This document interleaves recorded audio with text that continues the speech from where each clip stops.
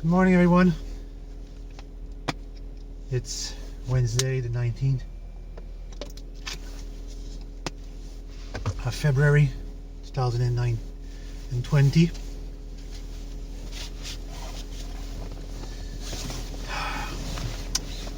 It was snowing, and then it stopped the sunrise up, which is not bad at all.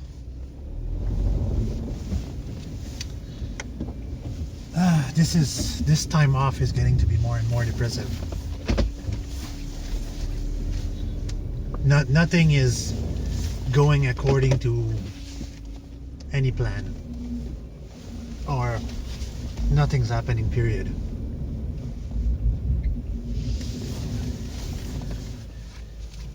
I have a long line of people that are we consider rich and wealthy, and I wrote email the other day, last week, saying that I'm currently looking for help.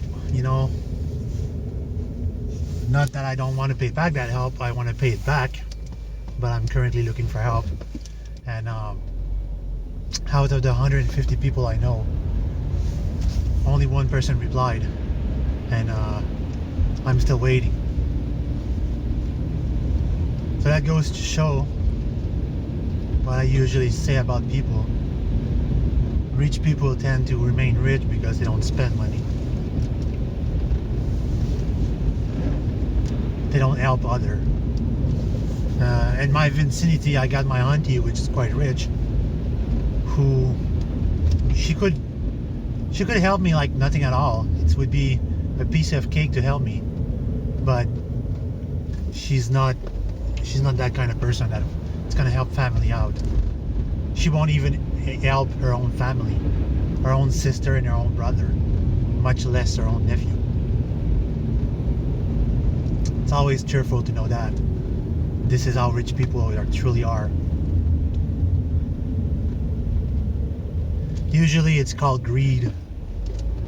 For me particularly, if I was fortunate enough to win the lotto from one day to the next, I would do like Bart Simpson says when I was younger: spread the wealth. That's what I always say. Spread the wealth in the sense that money is fleeting and time is fleeting, but friendship is forever. And I would love to make these people happy for the time that they're here, the time that they spend with me. I would love to make them happy and to help them out. If one of my cousins would come and ask me, I need a loan for this and that, and I know that I have millions at my disposal, I would not mind to help him. But unfortunately, not everybody thinks like that. Greed is greed, and you cannot change someone that is greedy into someone that is not greedy. That's what they all they see is a number on the screen, and they don't want that number to go down.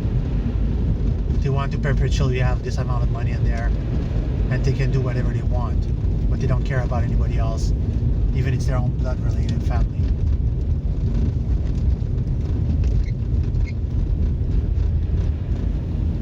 Back in the days, I had one of my uncle that on a particular day I needed help to buy boots, and he say, I can lend it to you, you can pay it back way later. And then I say, you're in no better situation than I am, I'll have to decline. And that same day, one of my cousins he's not rich, he's working his ass off for everything he has, but he has a certain amount of wealth and he worked for it. And he says, he literally sent me $200 by money transfer, and he said, go buy yourself some boots, my cousin, you deserve it. And he literally gave me the $200, never asked for anything back. He's that kind of person, and I believe that the day that he's gonna reach a certain wealth, it's not something that he's gonna shutter for himself. He's always been there to help me out, and he knows what kind of person I am. One time he needed somebody to listen to him, because he was sad breaking up from a relationship. And I that day I was low on gas and everything, but I still took the time to go down to his place and spend the evening with him, listening to his problem. And that really made a change in his life. But like I say, wealthy people are not wealthy because they spend money. Usually the rich are the cheapest ass people.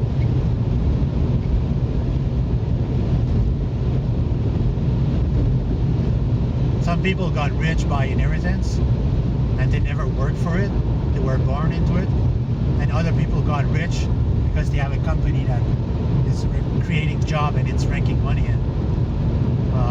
One of my friends that I've known for 10, 12 past year, he runs a machining shop, like the biggest one on the South Shore. And his word was, if you ever need a job, come and ask and I'll open the door. I'll hire you right away. But I never wanted, like, it's not my kind of place that I want to work. But the offer still stands, you know. If I was in very dire strait and I need to work, the door would be wide open to me and he would hire me right away.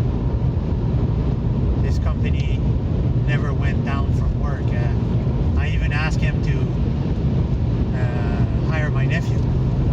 I brought my nephew over there and all he had to do was prepare shipping. And my lazy ass nephew didn't last a day.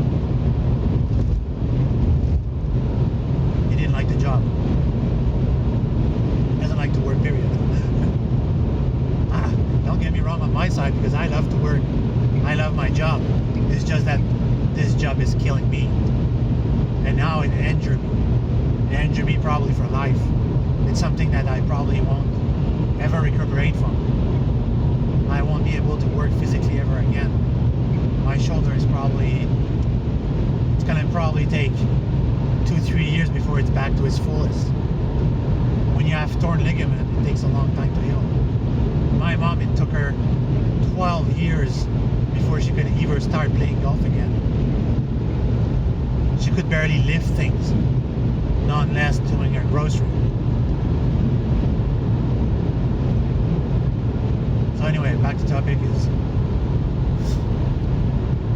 it's been 21 days and I didn't sell much of all the things I have to sell. And I didn't get any this information from my disability check or anything like this so far. Probably next week. The only people now is Easy Financial, which is not very recommended.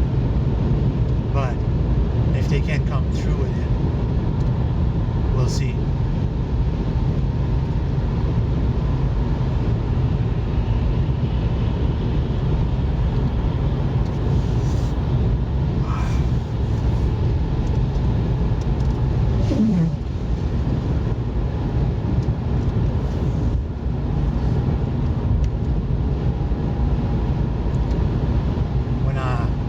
When I called one of my co-worker last week, I asked him how was everything at the shop, and he told me that he was thinking to quit, to go somewhere else, because when I left with my injury, 2 days later, the syndicate didn't came in, so 6 people quit. 6 people that were there for like 20 plus years. So like right now everybody is in over the head with work because 6 people leave in a time that we needed everybody. And plus me, that's not there. I'm not there. And the person that did my job the first week was burned out by the end of the week. And then the following week, half of the work were done by other companies, like our sales rep and anything like this. And then the third week, which was last week, The other guy that did my job, they kind of forced him to do the job, to do my job. He was burned out by the end of the week, and they got complained. So you can see that they're not very happy that what happened to me, but I don't think that they understand that I injure myself for them. What happened to me, it's because of the work. So they shouldn't be mad at me. If something entirely different, they should be nice to me. You know, it's when somebody is injuring themselves physically, probably permanently, for your company, and you might never get a chance to work in another field that require physical work, then like you should be like more how can I describe this? More grateful. You should be more grateful for what they've done for your company. The owner of the company texted me 2 days after I left work, and he asked me when I was gonna come back. And then I told him, it's just check on the internet, torn ligament, how long that's gonna take to heal. It's like, seriously, it's not. I didn't just injure myself. I torn two ligament on my most important arm. So what I'm gonna do is, as soon as I'm gonna get my first invalidity check, I'm gonna go see unemployment and ask them what step I could do to go back to school. In the meantime, I'm not working. It would be a good thing if I could finish everything and get some qualification, not just experience. Because the job I want to do requires certain certification, and I don't have these. I'm a jack of all trade. I'm a technical engineer. I can invent solution, I can do consulting, I can do a whole lot of work. But I'm gonna have to put these jobs forward now instead of doing physical work. This means that I can't carry a toolbox anymore. I cannot carry everything anymore. That requires both my arms. And my right shoulder that's been doing everything for the last 3 weeks, now I probably have it, I have pain in my right shoulder, but I don't know what you call it in English. But it's like when you ask too much of one muscle, after a while it gets so sore. No, I'm not getting any younger, and things are not getting easier. And it's trying to win. Everybody says like, oh, go to the casino, play the casino. Yeah, it takes money to go play the casino, and it takes money to play the lottery, which I don't have anymore. But you can consider it completely broke right now. The only money I have coming in is from what I'm selling, and that doesn't go very fast in this time of years, because at that time of years everybody is selling stuff and nobody's buying.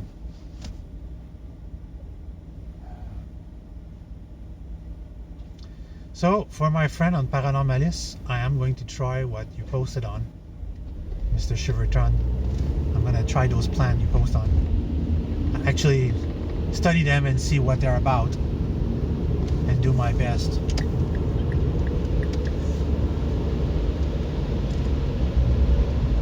See where that could lead me. Because the biggest thing with time travel is when you build a machine, you don't know what it's going to do. Unless you already tried multiple machines and you try to refine the design and make it more safe, more secure. Well, the first machine you're ever going to build, you don't know what it's going to do. So you don't know if you're going to be teleported through space and time at the exact same place in space and time in the past, which is the vacuum of space, or you're going to time slip, and you're gonna remain on this planet, and you're gonna see time goes by, like in the time H.G. Wells' The Time Machine. That's like the most probable machine, because you can just turn a lever and see where you're going to your destination, and you can see time evolve.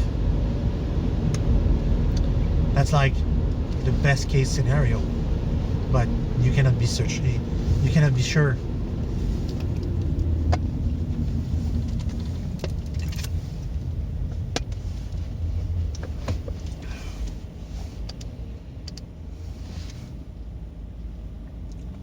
I was explaining the other day that time travel is like a ski lift, that the wire continue moving all the times, and you have to hook on that wires to go up the mountain, and then you have to release on that wires to go back down.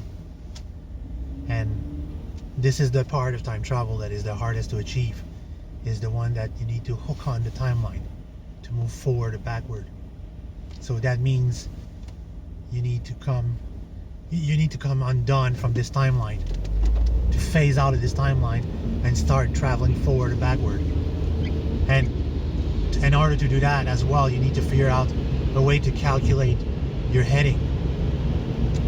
Just like a ship that travels to seas, you need proper heading, you need direction, you need to input commands into a machine to tell it where to go.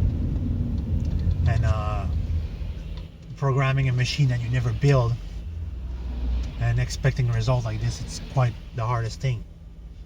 That's why you have to go by baby step and build a machine, sees what theory actually works, what principle works, and even if it's just a localized distortion that stop a time watch, then you know you're on the right direction with one thing. But in order to achieve the first step of that, you need to know how to make things. You need a lab, you need a space to work. And right now, my space to work is such a small scale that I can only build like radionic device. One plan that I had is a time controller, and it requires digital display and other things like this, and I don't have the money to buy these things right now. So right now the only thing I have to play with is my God's device, and I'm trying to play with it every day and make it work in a way that it will probably like bring me some good luck, and I need a bulk amount of luck. So that's what I'm thinking about, and when I'm using my machine. For the time being, I'm stuck where I am. All week I have to go do physio. So I'm gonna leave you on this note, and let's hope that some answers will come. Have a good day, everyone.